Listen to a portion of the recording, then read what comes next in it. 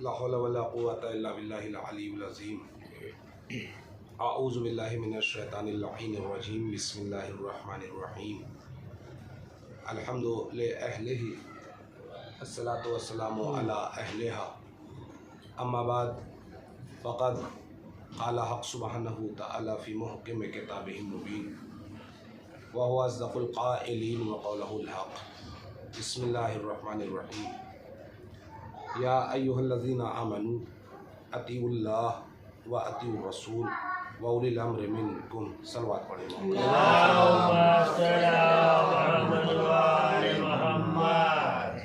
गुजारिश है आप सभी मोमिनीन व मोमिनात से कि एक मरतबा सूरह अलहम्द और 3 मरतबा सूरह तौहीद की तिलावत फरमाकर अपने अपने मरहूमीन की अरवाह की खिदमत में और जुमला मरहूमीन मोमिनीन व मोमिनात की अरवाह की खिदमत में ये तोहफ़ा पेश कर दें।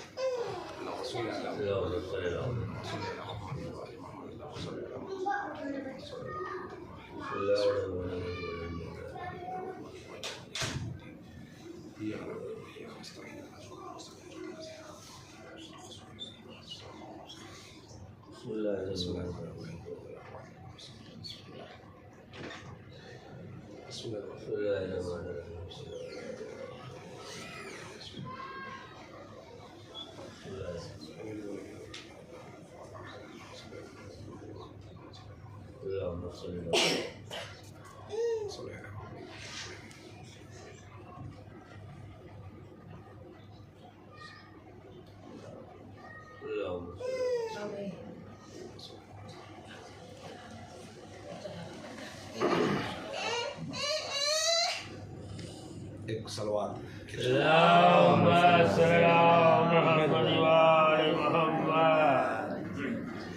जैसा कि आप सभी हज़रात इस वक्त मशहद मुक़द्दस की पाकीज़ा सरज़मीन पर हैं और हरम इमाम ग़रीबुल ग़ुरबा इमाम रऊफ़ ज़ामिन आहू हज़रत इमाम अली रज़ा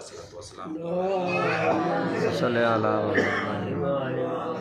मुसलसल आप हज़रात हाज़री के लिए जा रहे हैं और ज़रिए अक़दस का बोसा लेके मौला की तुरबत को अपनी निगाहों से बिल्कुल करीब से देख रहे हैं और अपनी तमाम हाजतें मौला की खिदमत में रख रहे हैं और मौला यकीनन दिलों के राज से वाक़िफ़ है और हमें कुछ कहने की ज़रूरत नहीं होती कि हम किसकी बारगाह में हैं या हम क्या चाहते हैं। वो है कि अल मफ़रूज़ु ताअतहु अलल जिन्नि वल इंसि वल वहशि वत तैर।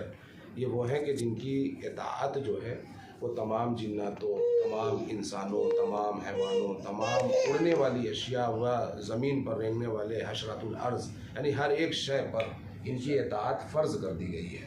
तो हम ऐसे की बारगाह में हैं कि जो कायनात का मुश्किल कुशा है और वो वारिसे दीन खुदा है और इस वक्त इस सरज़मीन पर जहाँ हम मौजूद हैं मशहद मुक़द्दस में हमारे मरहूमीन के लिए आप जितने भी मोमिनीन व मोमिनात यहाँ तशरीफ़ फरमा हैं सब ने अपने अपने मरहूमीन के तरवीह रूह के लिए, उनके बुलंदी दरजात के लिए और उन्हें गरीक़ रहमत करने के लिए इस मजलिस अज़ा का इनेक़ाद किया गया है। और ये अय्याम अज़ा इमाम हुसैन अलैहिस्सलाम की अज़ा के दिन चल रहे हैं और हम मौला की बारगाह में यानी आका इमाम रज़ा की बारगाह में शहदादी की खिदमत में हम पुरसा आंसुओं का पेश कर रहे हैं, दुआओं का पेश कर रहे हैं, दुआओं का हदिया पेश कर रहे हैं। और चूँकि ये दिन मंसूब है शहीदान करबला व असीरान करबला अलैहिमुस्सलाम से और इस आज की जो मुनासिबत है दिन की वो पंज शंबा है यानी शब जुमा है। आज के दिन अपने अपने मरहूमीन को याद करने की रवायात व अहादीस में ख़ास ताकीद की गई है कि आप अपने मरे हुए लोगों को फरामोश ना करें। जैसे एक माँ अपने बच्चों के लिए तड़पती है, बाहयात जब रहती है, बच्चे को कुछ हो जाता है तो माँ का कलेजा तड़पता है। ऐसे ही जैसे एक बच्चा अपनी माँ को तलाश कर रहा होता है दुनिया में, ऐसे ही मर जाने के बाद इंसान की जो रूह होती है आलम अरवाह में या बरज़ख में, आलम बरज़ख में जहाँ रूहें जमा होती हैं, आलम बरहूत में या वादिउस्सलाम में जहाँ रूहें टहलती हैं, पाकीज़ा सरज़मीन जो दुनिया का सबसे बड़ा कब्रिस्तान माना जाता है, वहाँ से आज़ाद कर दी जाती हैं और उनसे कहा जाता है कि आप अपने अपने घरों पर जाएं और जाकर देखें कि जिन्हें आप परवरिश दे के आए थे, जिन्हें आप तरबियत दे के आए थे, जिन्हें आप अपनी दौलत और मिल्कियत दे के आए थे, विरासत तकसीम करके आए थे, जाइए देखिए कि उन्होंने आपका हक़ अदा किया या नहीं किया। और इसमें एक सबक भी है कि रूह को जो भेजा जाता है वो इसलिए भी भेजा जाता है ताकि वो जाए तो अपनी आँखों से देखे कि कल जिस दौलत पर तुम गुरूर कर रहे थे वो दौलत आज किसी और की है, कल जिस मिल्कियत पर तुम तकब्बुर कर रहे थे आज वो मिल्कियत किसी और की है, कल जहाँ तुम शान व शौकत के साथ रह रहे थे आज वहाँ कोई और रह रहा है। यानी एक इबरत हासिल कर सके इंसान और उसे समझ सके कि ये दुनिया क्या है और आखिरत क्या है, भेजा जाता है। इसके अलावा वो आती है, लौ लगाती है अपनी औलाद से और घर के दरवाजे की चौखट पे बैठ जाती है और वो देखती है बड़ी हसरतों से कि आज हमारी औलाद हमें याद करती भी है या नहीं करती। आज के दिन की मुनासिबत से मैं गुफ्तगू कर रहा हूँ, चूँकि हर मजलिस का अंदाज़ अलग होता है। इमाम बारगाह की मजलिस होती है तो उसका अंदाज़ अलग होता है, घर के अंदर हुजरे की मजलिस जो होती है उसका अंदाज़ अलग होता है, माँ बहनों के दरमियान किस तरीके के साथ गुफ्तगू करना है उसका अंदाज़ अलग होता है, मिंबर से जो बयान चीज़ें होती हैं इमाम बारगाहों में या खुली जगहों पर या मोमिनीन के दरमियान, वहाँ गुफ्तगू का अंदाज़ और लहजा तर्ज अलग होता है। यहाँ चूँकि मैं मुनासिब समझता हूँ कि आज दिन की मुनासिबत से और चूँकि मरहूमीन की इसाले सवाब की मजलिस है ताकि हमें और ज़्यादा समझ सकें कि वाकई मरहूमीन हमसे क्या चाहते हैं और हम उनके लिए क्या कर सकते हैं। तो आज जो पंजशंबा है वो रूह आती है और अपने वारिसीन को तलाश करती है, दरवाजे पर बैठती है जब हम घर पर होते हैं तो वो देखती है कि आज हमें क्या तोहफ़ा मिलने वाला है। बड़ी ही हसरतों से और उम्मीद लगाए हुए, वो लौ लगाए हुए देखती है कि देखें हमें कोई याद करता भी है या नहीं करता। रवायात में है कि अगर कोई याद करता है तो वो बड़ी खुश होती है, लेकिन अगर कोई याद नहीं करता तो माँ बाप मर चुके हैं मसलन, तो माँ बाप की रूहें एक साथ आती हैं तो बाप की रूह कहती है माँ से कि चलें, बच्चों ने हमें फरामोश कर दिया, यानी भुला दिया, हमें कुछ मिलने वाला नहीं है, यानी हमने जो परवरिश की थी हमारी परवरिश में कमी नहीं है, इनके रिस्क में कमी है, इन्होंने हमें भुला दिया, फरामोश कर दिया, चलिए यहाँ से कुछ हमें मिलने वाला नहीं है। माँ कहती है नहीं, ज़रा ठहरें, सब्र करें, अभी हमें कुछ तोहफ़ा मिलेगा। माँ ठहरी रहती है, बाप कहता है नहीं चलो यहाँ से हम अपनी वादी में चलते हैं। अब रवायात यह है कि अगर कोई बेटी, कोई बेटा, कोई माँ, कोई बहन, यानी वारिस अजीज़, यानी लवाहिकीन में से, मुल्हकीन में से, रिश्तेदारों में से कोई एक अगर मरने वाले के लिए एक सूरह फातिहा पढ़ देता है या सूरह तौहीद की तिलावत करके उसको ईसाल करता है, तो जैसे ही वो ईसाल करता है ना तो दो फरिश्ते आते हैं और मरने वाले की खिदमत में आके एक तोहफ़ा, नूरानी तोहफ़ा देते हैं। उस नूरानी तोहफे से कब्र मुनव्वर और रोशन हो जाती है और जब वो वहाँ पहुँचता है जहाँ तमाम अरवाह जमा होती हैं, जब वहाँ पहुँचता है तो वो तमाम रूहों को बुलाता है, आओ आओ देखो आज मेरी बेटी ने मुझे ये तोहफ़ा दिया है, आज मेरी माँ ने मुझे ये तोहफ़ा दिया है, आज मेरे घर वालों ने मुझे ये तोहफ़ा दिया है। अब वो आलम अरवाह में खड़ी हो के रूह अपने घर वालों के लिए दुआ करती है और इमाम मासूम हज़रत इमाम जाफ़र सादिक़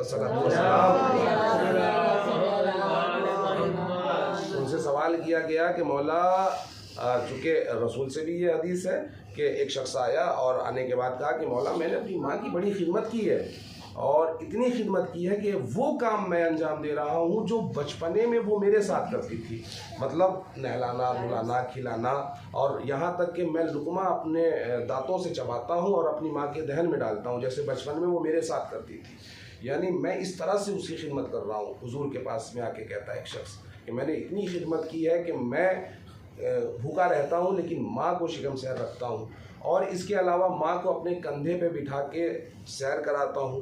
25 हज मैंने माँ को अपने कंधे पे बिठा के पैदल कराए हैं। मौला क्या हक़ अदा हो गया?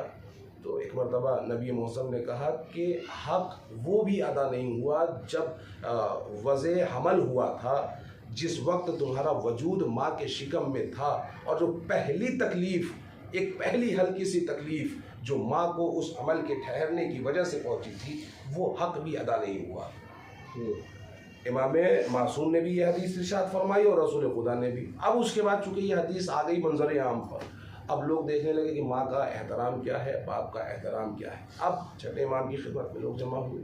आने के बाद कहते हैं, मौला ये तो बताइए, हमने ज़िंदगी भर माँ की खिदमत की, बाप की खिदमत की, घर वालों की खिदमत की, अपने मतलब जो घर के वारिस हैं, बाप ज़िम्मेदार हैं, उनकी खिदमत की या माँ की खिदमत की। तो मौला रसूल ने तो ये कहा कि हम अगर ज़िंदगी भर भी हमने उनकी खिदमत की और हमने उन्हें कांधों पे बिठा के हज भी कराया, तो उस एक तकलीफ़ का भी हक़ अदा नहीं हुआ जो उसे हमल की वजह से हुई थी। तो मौला क्या ये ज़िम्मेदारी का बोझ, यानी हम मक़रूज़ होकर दुनिया से चले जाएं? अब इमाम सवाल बनता है ज़हन में, तो क्या हम अपने माँ बाप को किस तरह से खुश कर सकते हैं या उनकी इताअत किस तरह से कर सकते हैं? तो इमाम मासूम ने कहा कि देखो, तुम्हें घबराने की ज़रूरत नहीं है।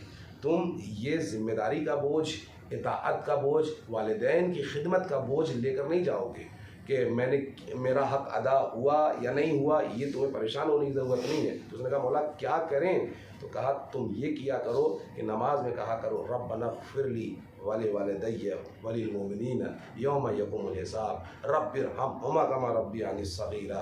यानी परवरदिगार, तू मेरे माँ बाप को ऐसे ही माफ़ कर दे, उनके गुनाहों को बख्श दे जैसे बचपने में वो मेरी ख़ताओं को माफ़ कर दिया करते थे। मतलब कहने का ये हुआ, इमाम मासूम ने फरमाया कि अगर तुम इसको मुसलसल विरदे रमा कर लोगे या कुनूत में पढ़ोगे, तो ये ऐसा है कि जब तुम मरोगे तो तुम्हारा हक़, यानी माँ बाप की खिदमत का हक़ अदा नहीं होता, लेकिन वो बोझ तुम्हारे सीने पे नहीं होगा कि ऐसा महसूस होगा कि तुमने वो हक़ अदा कर दिया है। यानी इतनी बड़ी खिदमत है। चूँकि आज पंजे शंबा है, जुमे रात है और आज के दिन मरहूमीन को याद करने की शब है, दुआओं की शब है, फातिहा की शब है, जो हम आप पढ़ते हैं, इसीलिए मजलिस का इनेकाद किया गया। पाकीज़ा सरज़मीन मशहद मुक़द्दस के जहाँ पर अरवाह जमा होती है, जितने भी मासूमीन के हरम हैं, जहाँ जहाँ मासूमीन दफन हैं, वहाँ वहाँ रूहें आती हैं और आके मौला की बारगाह में सलाम करती हैं, मौला से तवस्सुल करती हैं। एक बहुत गुनाहगार शख्स था, दो भाई थे, एक भाई अच्छा था, एक भाई बुरा था, यहीं का मशहद मुक़द्दस का। दो भाई थे, ज़िंदगी गुजार रहे थे। एक भाई ने कहा, भाई सुधर जाओ, अच्छी ज़िंदगी गुजार लो, और चूँकि ज़िंदगी का कोई भरोसा नहीं है, देखो मैं नमाज़ पढ़ता हूँ, नमाज शब पढ़ता हूँ और नेक अमल अंजाम देता हूँ, जहाँ तक हो सकता है मैं मतलब गुनाहों से इज्तिनाब करता हूँ। कि तुम अपने बारे में तो सोचो, तुम्हारी वजह से हमारी बेइज्जती होती है, बदनामी होती है, हमारा घर से बाहर निकलना मुश्किल हो गया है, तुम कैसी ज़िंदगी जी रहे हो, मुआशरे के अंदर बदनाम हो, समाज में तुम्हारी कोई इज्जत नहीं है, कम से कम ऐसे रहो जैसे मौलाए कायनात ने इरशाद फरमाया कि ज़िंदगी इस तरह से गुजारो, इस तरह से लोगों से मुलाकातें करो कि जब तक ज़िंदा रहो लोग तुमसे मुलाकात करने की आरज़ू रखें, जब तुम मर जाओ तो तुम्हें याद करके आंसू बहाएं, गिरिया उजारी करें। अब जब उसने ये जुमला सुनाया मौलाए कायनात का, जो नहजुल बलागा में है, तो उसके दिल में इस जुमले ने असर कर दिया। अब उसने अपने आप को बदलने की सोची, अभी बदलने की सोची ही थी कि मर गया। अब वो जब मर गया, भाई तो एक था वो नेक था, अब एक जो गुनाहगार था वो मर गया, वो गुनाहों का बोझ लेके मरा। अब वो कहता है कि इधर जैसे ही मैं चूँकि गुनाहगार था मरा, तो इधर मेरे घर वाले तो रो रहे थे, बिलख रहे थे और मुझे नहलाने का इंतज़ाम किया जा रहा था। जैसे ही गुस्ल देने वाला मेरे ऊपर पानी डाल रहा था, बज़ाहिर लोगों की निगाहों में ये था कि ये काफूर का पानी है या बेर का पानी है या खालिस पानी है, लेकिन मुझे ऐसा महसूस हो रहा था जैसे उबलता हुआ पानी, खौलता हुआ पानी मेरे ऊपर डाला जा रहा है, चूँकि वो गुनाहगार था। तो अब वो कह रहा है कि लोग यहाँ तड़प रहे थे, मुझे मलबूस, सफ़ेद मलबूस में लपेटे हुए, यानी कफन की चादर में ठहरा ठहरा के कब्र की वादियों की तरफ ले जाया जा रहा था। अब मैं परेशान कि मुझे अज़ियत हो रही है, ऐसा लग रहा है जैसे किसी ने मुझे रस्सियों से जकड़ दिया हो, बांध दिया हो। अब वो कहता है कि मैं कब्र की वादी में पहुंचा और वहाँ मुझे फिशाल कब्र होना शुरू हुआ, मैं बहुत परेशान रहा। लेकिन इससे के बैकग्राउंड में यानी चूँकि उसे परेशानी थी, एक दिन भाई ने ख्वाब में देखा, वो सोच रहा था मेरा भाई तो बहुत परेशानी के आलम में होगा, कर्ब के आलम में होगा, बेचैनी के आलम में होगा, उसका क्या होगा। अरे मैं इमाम रज़ा में गया, ऐसे ही शब जुमा थी और दुआ किया, तो उसको ख्वाब में उसका भाई दिखा। तो उसने जो, जैसा कि मैंने अभी बताया कि उसको अजाब हो रहा था, पानी गर्म लग रहा था और फिशारे कब्र महसूस हो रहा था, तो उसने ख्वाब में वो सारी चीज़ें देखी कि फरिश्ते लोहे की जंजीरें लिए हुए तहक रही हैं, उसकी तरफ बढ़ रहे हैं। लेकिन अब ये देख रहा है नज़ारा कि मेरे भाई को ये सब हुआ। लेकिन फिर उसने देखा कि जब जनाजा मतलब हरम इमाम रज़ा अलैहिस्सलाम में उसका पहुंचा है, वो ख्वाब के आलम में है, वो देख रहा है कि उसका भाई है और उसका भाई उसे ये सारी चीज़ें बता रहा है कि मुझे ऐसा ऐसा हुआ मेरे साथ, लेकिन मैं बहरहाल अभी अच्छी पोजीशन में हूँ, बहुत सही व सालिम हूँ और ठीक हूँ और एक ऐसी वादी भी हूँ कि जो जन्नत का एक टुकड़ा है।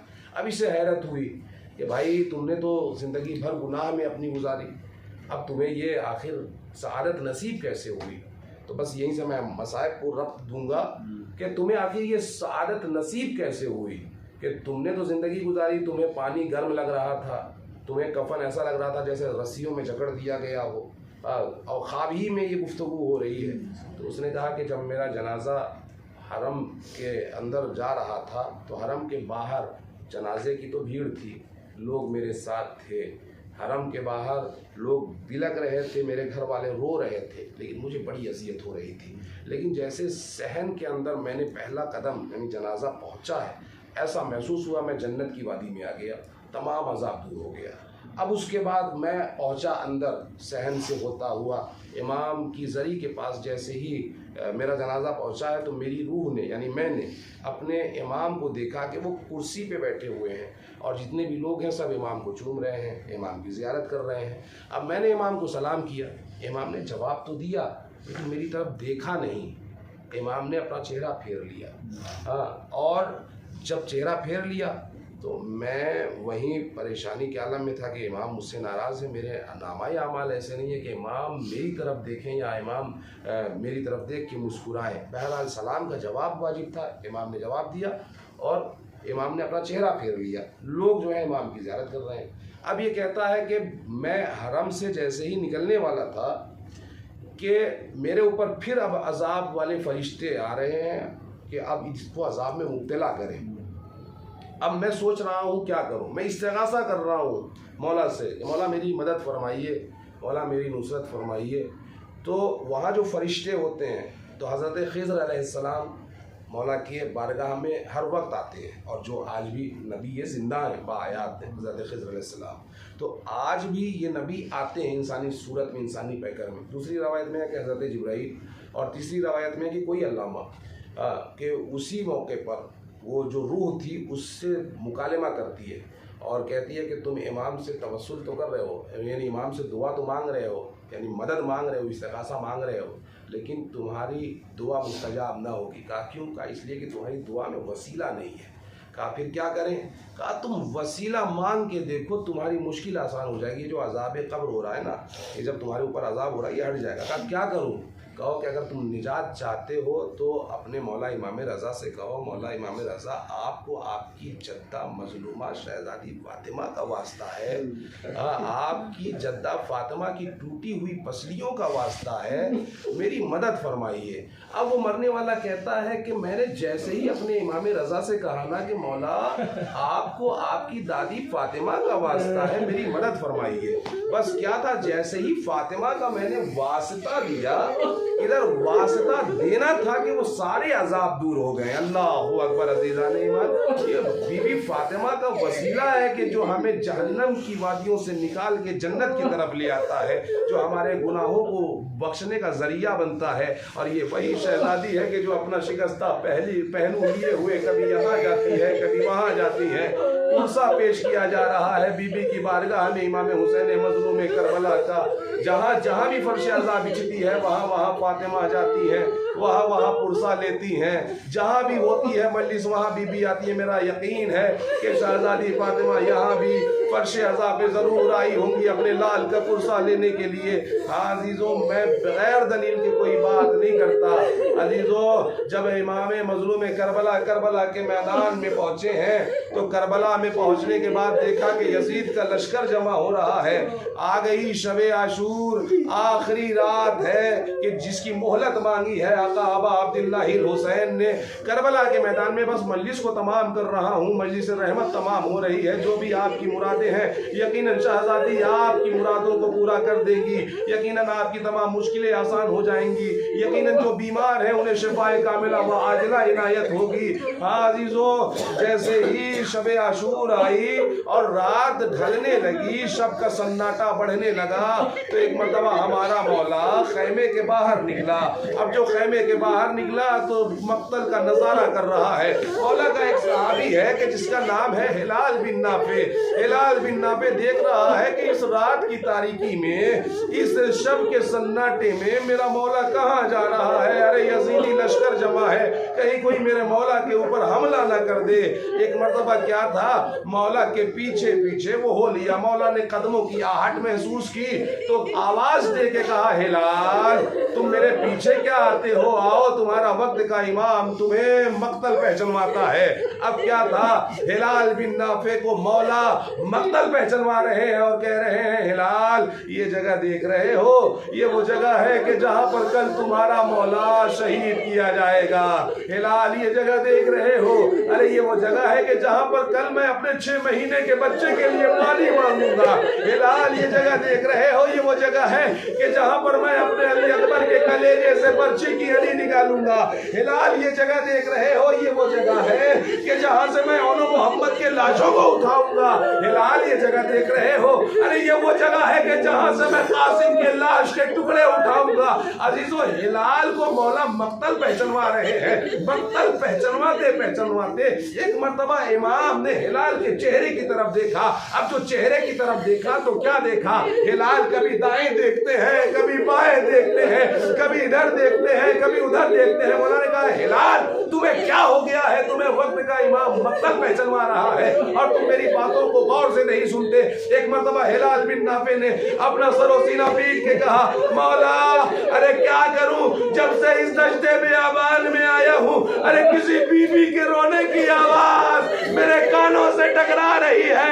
आए मेरा हुसैन, आए मेरा प्यासा हुसैन। इमाम ने कहा, हिलाल तूने ना पहचाना, ये मेरी माँ फातिमा ज़हरा, जब से मैंने मदीना छोड़ा मेरी माँ ने मजार छोड़ा और मेरा मक्तल अपने बालों से साफ कर रही है।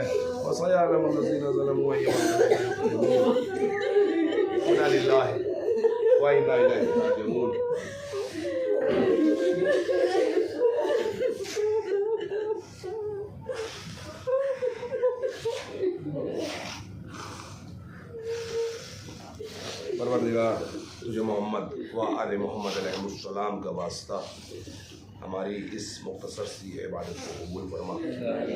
परवरदिगार तुझे मोहम्मद व आले मोहम्मद अलैहिस्सलाम का वास्ता, खुसूसन मौला इमाम रज़ा का वास्ता व शहज़ादी फातिमा ज़हरा सल्लल्लाहु अलैहा के शिकस्ता पहलू का वास्ता, जिन मरहूमीन के लिए इस फर्श अज़ा को बिछाया गया है, जिन मरहूमीन के इसाले सवाब के लिए ये मजलिस मुनाकिद की गई है, परवरदिगार उन सब मरहूमीन की मग़फ़िरत फरमा, उनके गुनाहान सगीरा व कबीरा को बख्श दे।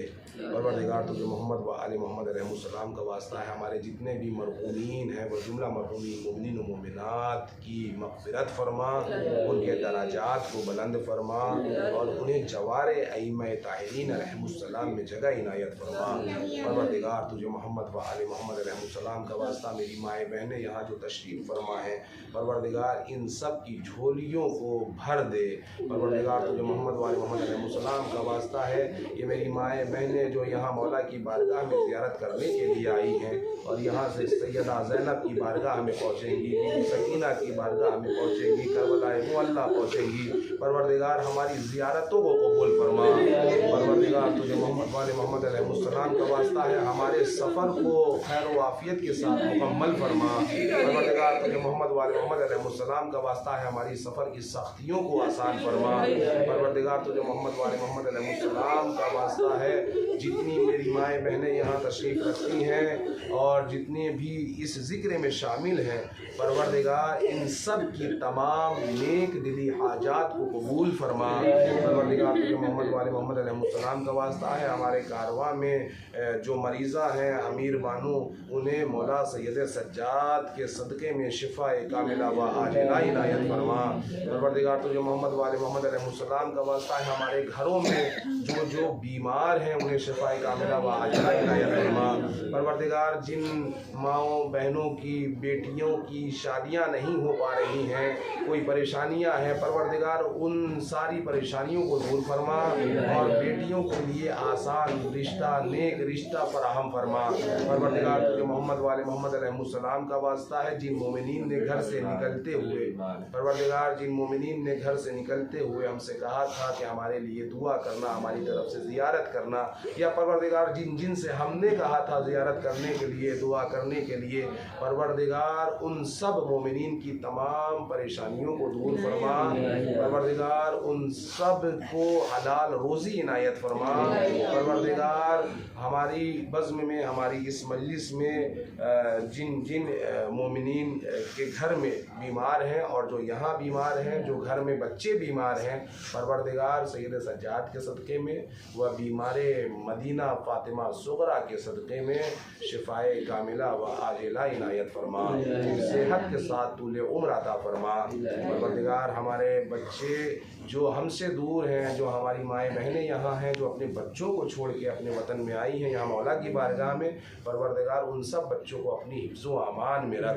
परवरदिगार तुझे मोहम्मद वाले मोहम्मद अलैहिस्सलाम का वास्ता है, जहाँ जहाँ भी शियान हैदर कर्रार हैं उनकी जानो मालो इज़्ज़त व आबरू की हिफाजत फरमा। परवरदिगार तुझे मोहम्मद वाले मोहम्मद अलैहिस्सलाम का वास्ता है, इमाम ज़माना के ज़हूर में ताजील फरमा और हमें उनके अवानो अंसार में शुमार फरमा। रब्बना तक़ब्बल मिन्ना इन्नका अंतस समीउल अलीम बिरहमतिका या अरहमर राहिमीन। गुजारिश है, एक मरतबा सूरह अलहम्द और 3 मरतबा सूरह तौहीद की तिलावत फरमाकर अपने अपने मरहूमीन और जुमला मरहूमीन मोमिन व मोमिनात व शहीदान राह खुदा की खिदमत में इसाल करते हैं।